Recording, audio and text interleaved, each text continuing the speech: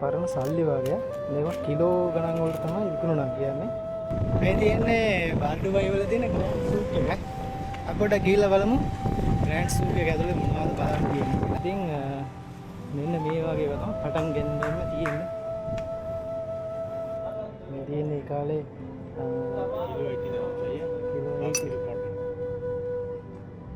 Video के लिए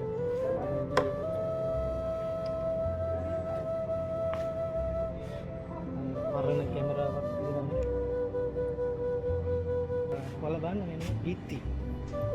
මේ බිත්ති තනිකරම හදලා තියෙන්නේ මේ කොරල් ගල් වලින්.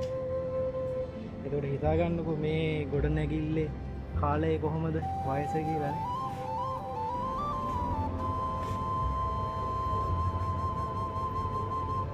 තියෙන්නේ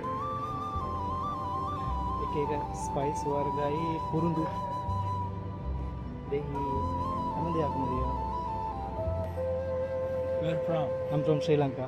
Sri Lanka. Nice to meet you. Thank you.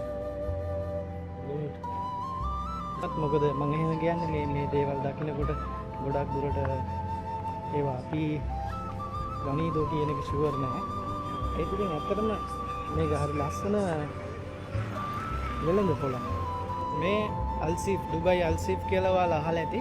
අල්සීෆ් කියන්නේ පරණ වෙළඳ කටයුතු කරපු නගරය. ඉතින් ඒකේ හදලා තියෙන ගොඩනැගිලි තමයි තවමත් තියෙන්නේ. ඉතින් ඔන්නෝව තමයි බර්ඩුබයි වල ග්‍රෑන්ඩ් සූක් එක ඇතුලේ බලා ගන්න තියෙන්නේ. මම හිතනවා ඔයාලට අනිවාර්යයෙන්ම මේ වීඩියෝ එක හොඳ වෙන්නේ කියලා.